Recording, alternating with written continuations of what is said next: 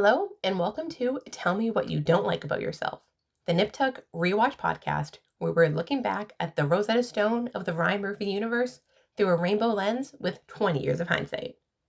I'm your host, Amanda, and I want to start this episode with an apology for not posting a new one last Wednesday.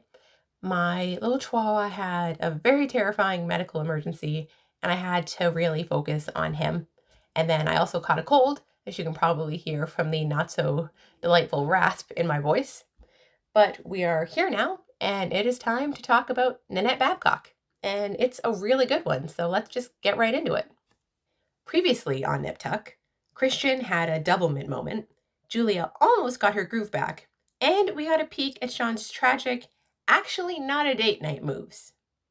Today we are talking about Nanette Babcock, which was written by Ryan Murphy, directed by Lawrence Trilling, and originally aired on July 29th, 2003. It is also actually kind of an outlier because it's one of the very rare episodes, maybe the only one, that is actually not named after the surgical patient of the week. Let's dig into the recap. We open in Christian's office this week, and he's having a consult with a Michael Jackson impersonator, who's trying to claim he's only had a couple of plastic surgery procedures done before. Christian's not buying it, and he points out that's obviously not the case. And if the guy has another rhinoplasty, he's probably not going to be able to breathe. After telling him that he needs to stop having surgery, Christian sends the guy on his way with Liz, who has an early contender for line of the week with, "I loved you in the whiz." Before leaving, Liz asks Christian to handle Sean's consult, because he had to head home to deal with a family emergency. Christian asks what kind of emergency, but Liz doesn't know. Of course, we, the audience, know that it is in fact a penis-related emergency. But the main point of this scene is to set up that despite what people are constantly telling him, Christian does actually have standards, and he won't operate on every single person who walks into McNamara Troy. Before Christian can get to the consult, regular patient Mrs. Grubman, played marvelously by Ruth Williamson, barges her way in to complain about the quality of the sheets. She has a tummy tuck coming up and claims she can't recover on their shitty, sandpapery hotel sheets. Christian, with some effort to maintain his composure, tells Mrs. Grubman that he picked those sheets himself. But he eventually gives in and tells her that he'll get her some fancier, higher thread count ones. They do name drop some presumably expensive sheet brands, but sadly, I'm not a sheet connoisseur, so I can't really help you there. This is probably like sheet porn for people who are really into that kind of stuff. We hop from the practice to the bathroom at Sean and Julia's house. Sean's trying to assess the damage from Matt's attempt at his home circumcision that we closed out last week's episode with. When they move the ice pack, Sean makes a face that no one ever wants to see their doctor make. It's understandable because Matt's his son, but also I feel like they should train that face out of you in medical school. Sean checks Matt over, and the damage is bad, but it's not terrible.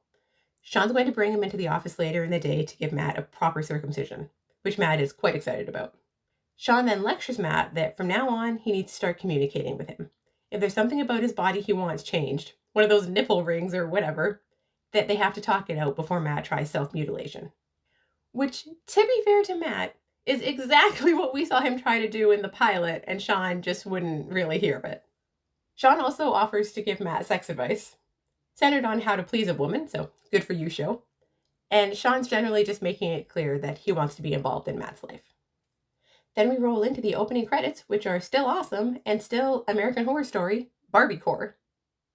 Post-credits, we're at McNamara Troy again, and Christian's handling Sean's consult.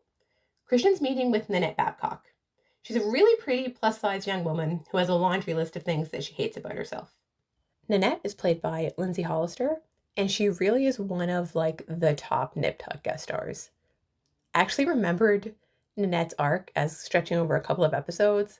It's just she's a really memorable character, and the performance is incredible. Grace enters mid-scene, and Christian's like, "I'm sorry, but who are you?" Grace tells him that she's a new psychologist. Christian is genuinely confused because as far as he knows, they still have Dr. Pendleton.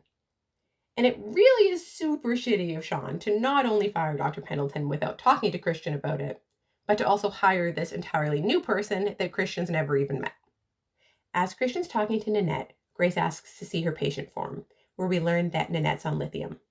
Nanette's explaining to Christian that she has her 10-year reunion in a month, and she wants to go as a new person, someone they don't recognize as the girl they used to call Sasquatch.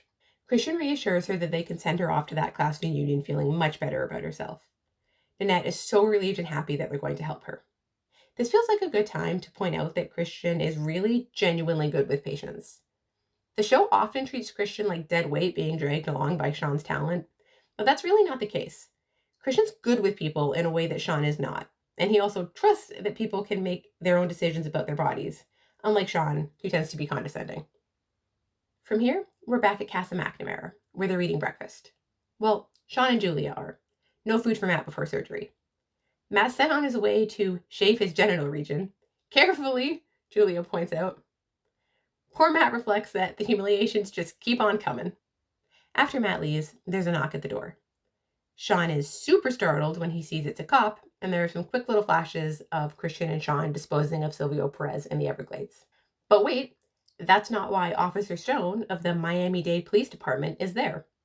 The plumber we met last week, who was horrified at what Julia did to Frisky, reported her to the police. Jolie Richardson has a great line delivery where Julia is just completely resigned and like, I'll get my purse. Officer Stone tells Julia that he's not arresting her because what she did is considered a misdemeanor, not a crime, in the state of Florida. That's really stupid, and I hope that that's changed since 2003. Julia has a choice between taking animal anger management classes or paying a $5,000 fine. At this point, Sean jumps in because he's sure there must have been some mistake. Julia would never kill anything. My wife won't even let me put a bug zapper in the backyard, he tells Officer Stone. Julia admits to Sean that she did it. We cut to Sean and Christian at McNamara Troy doing their pre-op scrubbing in, and Sean's filling Christian in on the events of the morning. I'm just going to quote Sean in full. Julia killed Frisky. This is very disturbing to me, that she's capable of that.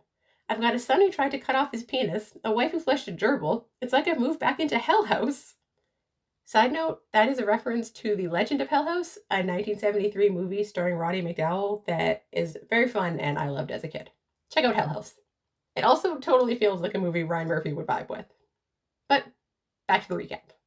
Sean's definitely not getting the reaction from Christian that he wants, and Sean asks if they're going to communicate at all today, or is Christian just going to pout like a 6-year-old?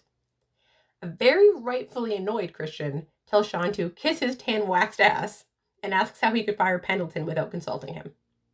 Sean shifts into performative remorse mode, we'll see that a lot, and admits that he was wrong and he should have checked with Christian first, but that Sean was justified in firing Pendleton because he's a racist. Just a note here, we do see Dr. Pendleton using some racist language when he's jogging with Christian in the previous episode, but I'm pretty sure Sean has no way to know about that.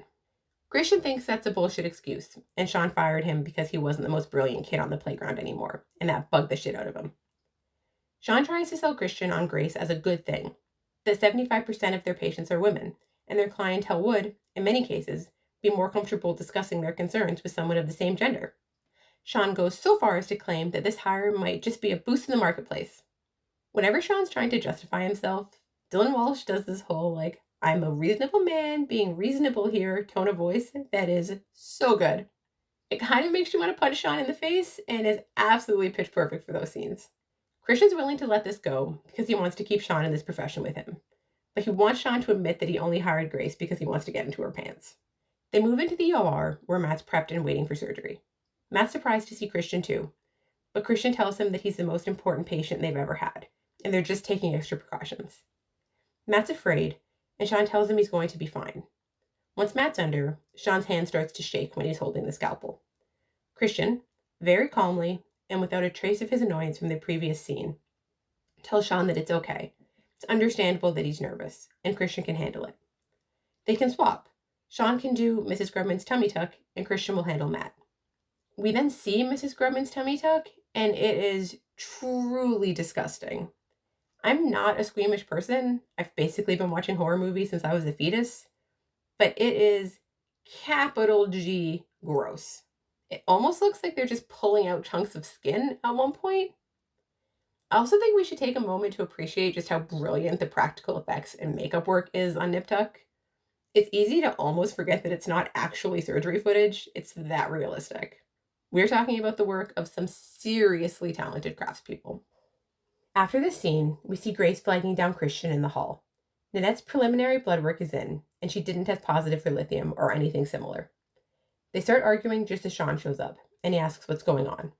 Grace says that a potential patient's blood prelim just came back. In good conscience, I don't see how we operate on a manic depressive resisting drug therapy. Sean, without asking any further details about the case, immediately agrees with Grace. And yes, of course that raises huge red flags, but it feels like Sean should at least ask Christian what he thinks. Christian wants to speak to Sean alone. He wants to know if this is how it's going to be from now on, with Sean listening to Grace. Christian does refer to Grace as salsa spice, which is shitty. Sean argues that since they both agreed to hire a psychologist, he thinks they have an obligation to follow that person's expert advice, particularly when a consult's medical history sets off an alarm. Christian counters that Nanette could benefit from some select surgeries, and that sometimes giving a person a nose job changes their life in more profound ways than a lifetime of mood controllers. Which, but I do take Christian's point. Sean tells Christian that they can't take on every patient who flies through their doors, or is forgetting what took place a month ago. I'm so curious to get other people's take on this scene, because it really doesn't feel like Christian's trying to do that. He truly seems to think that they can actually help Nanette. Now we have an exchange that, if you've watched the show before and are familiar with Christian's character, is genuinely pretty heartbreaking. Christian wants to know if Sean is saying that he has no ethics. Sean replies that Christian has a history of liking his money. Ugh. We'll circle back to this in a later episode. Christian, because he is actually a capable doctor, quotes some stats at Sean about how women with breast implants are 3 times more likely to take their own life, but they're still performing that surgery. Sean, who can't stand someone who's not him having a valid point, shuts the conversation down and again says that he agrees with Dr. Santiago. Will Christian call Miss Babcock to cancel, or should Sean have her do it? Christian calls Nanette, and she's mid-treadmill session. Nanette initially thinks that Christian's calling to reschedule the surgeries, and she's worried that she won't heal in time for her reunion. Christian explains that they're actually declining her case because they feel that she has unrealistic expectations, but that every doctor has different criteria. Christian tries to recommend a colleague. You can tell in this scene that he really is trying to help her, but Nanette says that she doesn't have time to go through the consult and scheduling again. She's getting increasingly upset and offers to pay more because she needs to look different now. Christian tries to tell her it's not about the money, but she ends the conversation by yelling, "I hope you get cancer," which is our second moment of the episode that really feels like a gut punch if you've watched the show before.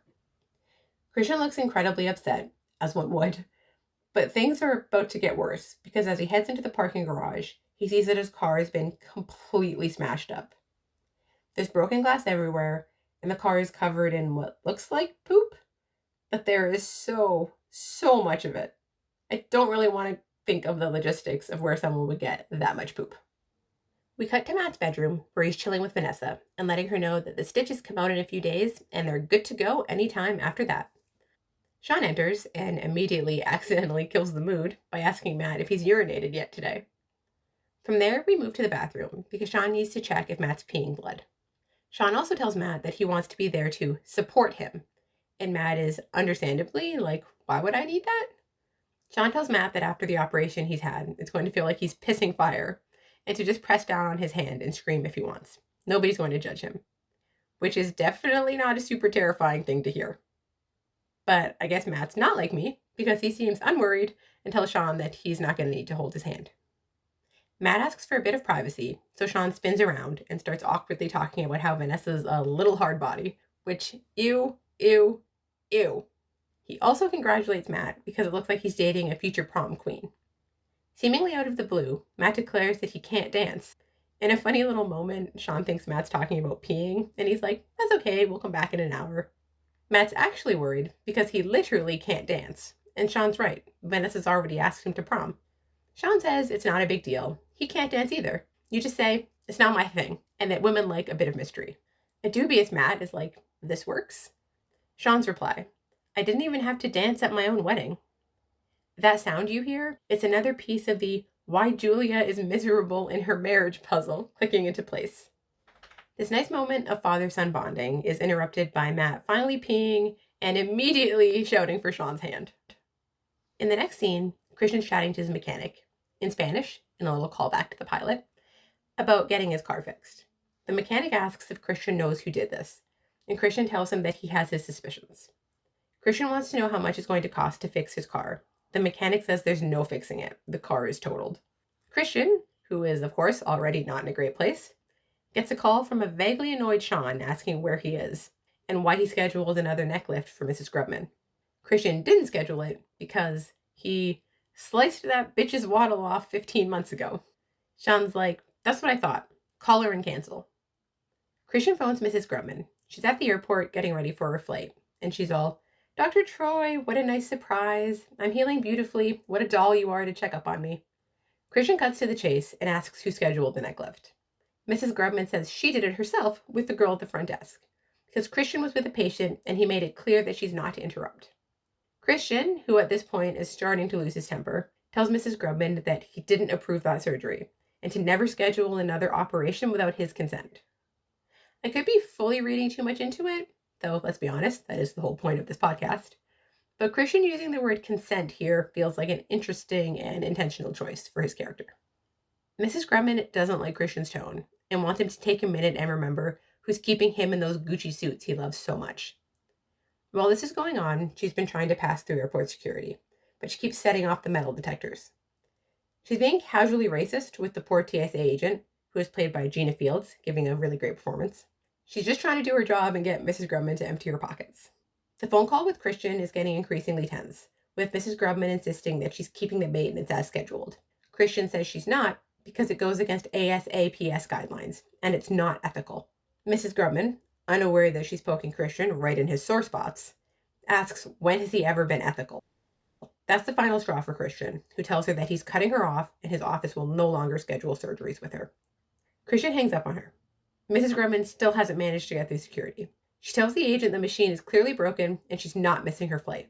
In a great bit of physical comedy, Mrs. Grubman then takes off and she has to be tackled to the ground by airport security. From there, we're at McNamara Troy, where Mrs. Grubman's lawyer is showing Sean and Christian an x-ray of the metal surgical tool that was left inside her during the tummy tuck, and explaining that that's what set off the metal detectors and led to her, what they're calling her assault. I need to point out that Mrs. Grubman is wearing a classic comedy neck brace in this scene, and it's great. Sean immediately apologizes, but Mrs. Grubman cuts him off. Still under the impression that it was Christian who performed her surgery, she insists that the entire incident is his fault. He should be the one to apologize. Christian gives Sean a moment to take responsibility, but when that doesn't happen, Christian asks how much money she's after. The answer, $10 million. We hard cut to the McNamara Troy break room. And seriously, a scene of everyone freaking out in the break room gives me just such nostalgic warm fuzzies. Sean is laying into Liz for not doing an instrument count and generally freaking out about how they could lose the business over this. When Sean says he cannot believe her ineptitude, Christian tries to step in, but Liz is not having that because she's a badass and this is between her and Sean. She wants to know if Sean followed protocol and checked Mrs. Grubman's belly after the surgery. Liz correctly interprets Sean's silence to mean that he did not, because he was too distracted by his son's circumcision. What ineptitude, Liz declares, because she is awesome. Sean, immediately changing his tone, something he does frequently when someone else has him dead to rights, tries to explain that he's just upset. Liz is like, screw it, I should never have come back here. I'm resigning. I feel like you could basically repeat the scene once an episode. It happens a lot. Christian won't let Liz resign and asks her to give him and Sean a minute. Christian, instead of launching right into an I told you so, merely tells Sean it's ironic that after years of him enduring Sean's be more responsible lectures, Sean's the one who screwed them. Christian calmly points out that they have malpractice insurance for precisely this reason. Sean thinks they'll be screwed if they pay out. Their rates will triple and they'll basically be working to break even. Not to mention the damage to their reputation if Mrs. Grubman decides to take this to the media. Sean, in one of his biggest, not cool Sean moments yet, is struck with inspiration. Sean tells Christian, you must go to her. Sean's being awful, but full 10 out of 10 to Dylan Walsh for that line delivery. Sean tells Christian that Mrs. Grubman likes him, trusts him. If he hadn't cut her off, she probably wouldn't have been so vindictive. Christian tries to point out that he only cut her off because of Sean. Sean tries to be all, I didn't ask you to do that. Dick move, Sean. Christian, starting to get upset, tells Sean that he's the one who's constantly berating Christian about his supposed lack of ethics. Sean's the reason he dumped Grubman and the reason Nanette Babcock pulled a goddamn Glenn Close on his car. Sean doesn't know what he's talking about. Christian explains that he wanted to handle Nanette differently, to make her in some way feel better about herself, but thanks to Sean and Grace, she trashed his car. Christian tells Sean that his fingerprints are all over both crime scenes. Sean wants to know how many women Christian has screwed over. 100? 1,000? It could easily be one of them. I would love to hear other people's thoughts about this. You can send an email to tellmewhatyoudon'tlikepod@gmail.com, because I've always struggled to read this part of the episode and whether or not Nanette actually did ruin Christian's car. I've never really gotten that vibe, and I can't really tell how the episode wants you to feel. Nevertheless, Christian firmly believes it was her. Sean says Christian can deal with Grubman, and Sean will investigate Nanette with Grace. Except Sean is not with Grace when she goes to Nanette Babcock's apartment. The door is ajar, and Grace just cruises on in. I'm just going to take a second to talk about Grace in general. Absolutely no shade to Valerie Cruz, but Grace just never really connects, which, of course, the show will eventually realize. Generally, my feelings on Grace run from meh to, oh yeah, Grace is in this one. But I have to say, in this scene, Grace is fully an asshole. Initially, Grace tells Nanette that she dropped by because she and the doctors were worried and wanted to see how she was doing. Nanette is fully defeated and flatly says, I'm doing my laundry. I'm making my lunch. I'm not going to my reunion. That's what I'm doing. Grace asks Nanette about her psychologist and the lithium. Nanette tells Grace that she stopped seeing him a month ago because he couldn't do anything to make her feel better. That's why she came to McNamara Troy, but they did a shitty job too. Nanette starts slicing up low-fat turkey for her lunch, and here's where we get Grace really being kind of terrible. Grace basically acts like she's trapped in an apartment with the Zodiac. Yes, Nanette is holding a knife in this scene, because she's making her lunch. Nanette starts talking about Jim Raconia, her high school class president. She found out on classmates.com, that he's recently divorced, and Nanette thought if she looked prettier, Jim might notice her. I'm just going to quote what Nanette says to Grace in full, because it feels like pure Ryan Murphy. I bet he would have loved you. You with your perfect face, and your tight ass, and your tits that don't sag down to an elastic waistband that you don't have to wear. I hate girls like you. You always get the Jims of this world. Grace asks Nanette if she retaliated by vandalizing Dr. Troy's car. Nanette, naturally upset at being accused of this based on almost no evidence, starts getting even more upset. You think I would do that? Because if I'm ugly, naturally I'm a crazy bitch too? Grace, trying to calm the situation, says that nothing that happens in a doctor's office is personal. This just makes everything worse because, of course, this is personal to Nanette. She asks Grace to leave. We move along to Mrs. Grubman's fancy mansion. It's very rich older lady, and I completely love it. Mrs. Grubman apologizes for keeping Christian waiting and explains that she was talking to her daughter on the phone about almost dying on the operating table. Christian tries to play it down. She definitely didn't almost die.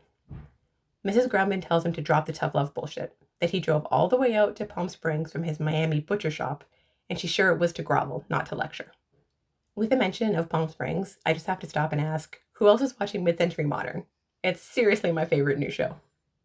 But back to the matter at hand. Christian apologizes, but Mrs. Grubman says it's too late for that. She offers Christian a drink and then toasts to closing him down. Christian asks why she's doing this. She doesn't need the money. Her husband left her everything when he died. Mrs. Grubman says it's not about that. Christian betrayed her. Christian claims he didn't betray her. I was negligent and left a cautery tip in your stomach. He's still fully taking the blame for Sean. But Mrs. Grubman could give a shit about that. Christian doesn't understand why she's suing him then. Mrs. Grubman explains, because you left me. You left me after I was loyal to you. Oh, you think you made me with your implants and your collagen and your magic scalpel? But the truth is, I made you. I sent you all my society friends. I even threw cocktail parties in your honor to get you known in all the right circles. And now, dumping me like one of your one-night whores is the thanks I get? I deserve better. Mrs. Grubman, who's still been wearing the comedy neck brace this whole time, finally rips it off because she says it feels like the hands of a killer around her throat. Christian, deciding that the time for charm has come, starts rubbing her neck, and he says that his decision was correct. He just went about it in the wrong way. That he stopped working on her because she was his masterpiece. There were no more strokes to be made on her canvas. After the tummy tuck, he realized, she's perfect now. My work is done. Mrs. Grubman, who is definitely a don't bullshit a bullshitter type of person, calls him a goddamn liar, but to keep rubbing. She admits that always was her fantasy, that he'd look at her one day and think she was beautiful, that he'd made her beautiful, that he'd want her. Christian, obviously very uncomfortable with the turn that this is taking, is like, no more nuts, I think I'm done.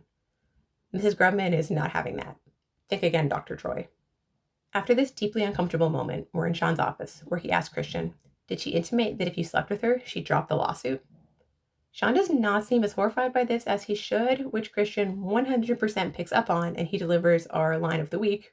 Are you actually telling me to stick my dick in the crypt keeper to make your mistake go away? That snaps Sean back to his senses, and he tells Christian he's right, and that he was right about Nanette Babcock too. They need to file a restraining order. Christian repeats Sean's earlier line about not involving the police back at him. Sean says that he'll deal with Nanette and for Christian to forget about Grubman. Sean's going to come clean and tell her he botched the surgery, that Christian shouldn't have to give in to her demands. Thank goodness they have Sean realize this, because I think having him use his supposed best friend as some sort of medieval sexual payola to lift a line from Seinfeld is a line that you don't want to cross in your third episode.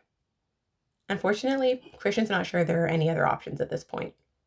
If Christian doesn't sleep with her, she's going to close him down. Christian says, and I'm sorry, I've worked too hard to end up at 40 saying, welcome to Cinnabon, how can I help you? This line made me imagine a Better Call Saul inspired alternate universe version of the show where Christian winds up as the Gene Takovic of Nip Tuck. Moody, black and white spinoff, please. Sean's planning to settle with her attorney because he needs to pay for his screw up. Christian, reasonably, is like, that's great, Sean, but why should I have to pay? Next up, we're with Matt, who is stitch-free and ready to get down to business. He's also dressed in an outfit that makes him look like the year 2003 in human form. He's wearing a faux mechanic work shirt, complete with name patch, Greg, if you're curious, a chunky leather wrist cuff, and it's topped off with his very floppy emo hair.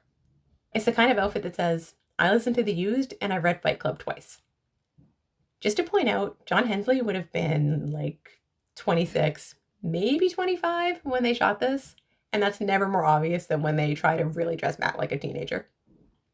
He's at Vanessa's house, but when he opens her bedroom door, instead of finding her ready for some awkward first-time sex, she's making out with a fellow cheerleader. They're both wearing their red and white uniforms, and there are pom-poms discarded on the floor, and it is wonderful.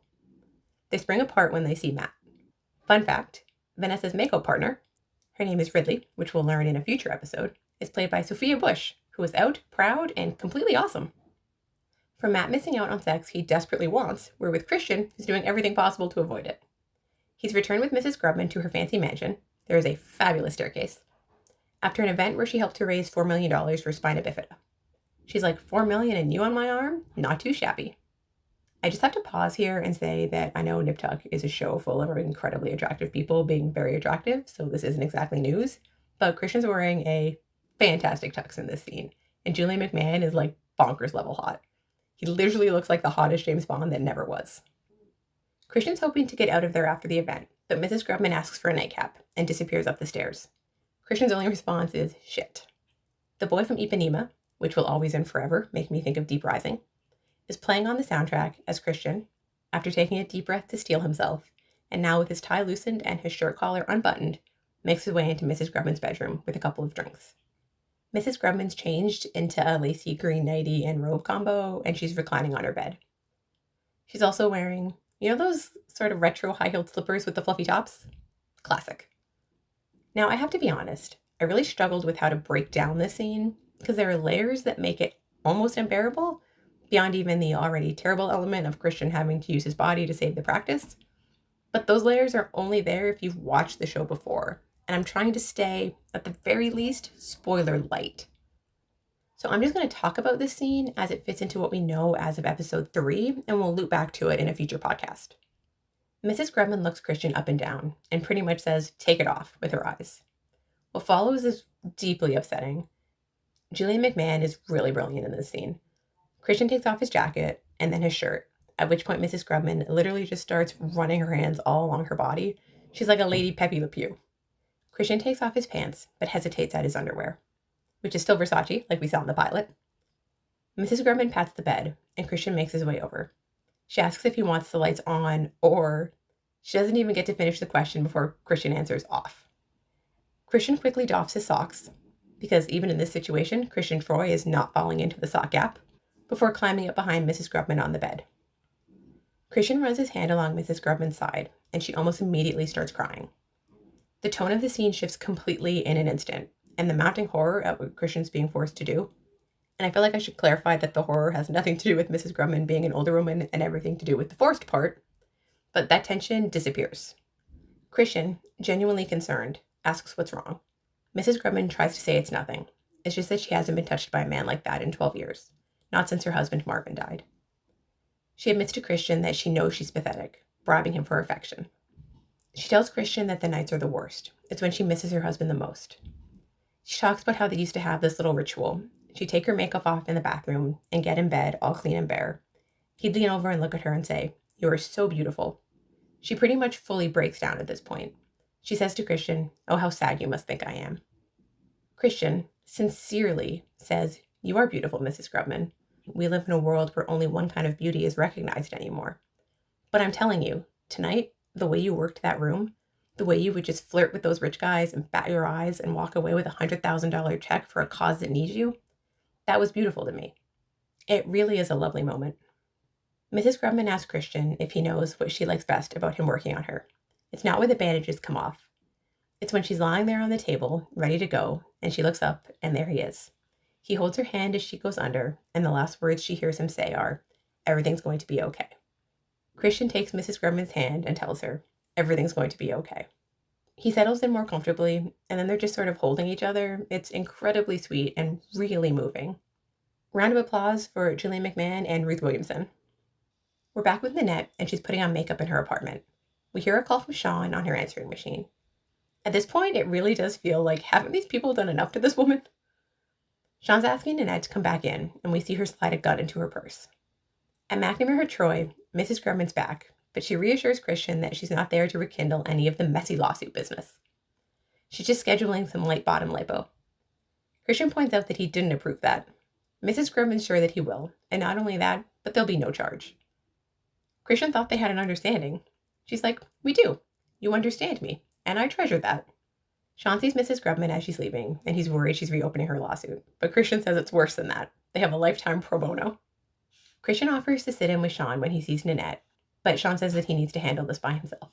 In Sean's office, Nanette is talking about how she found some makeup to cover her bruises, and as long as they do the surgeries tomorrow, she can still go to her reunion. She also thinks it's only fair that they cut their rates after how they've inconvenienced her. Sean tells Nanette that he didn't call her in to reschedule.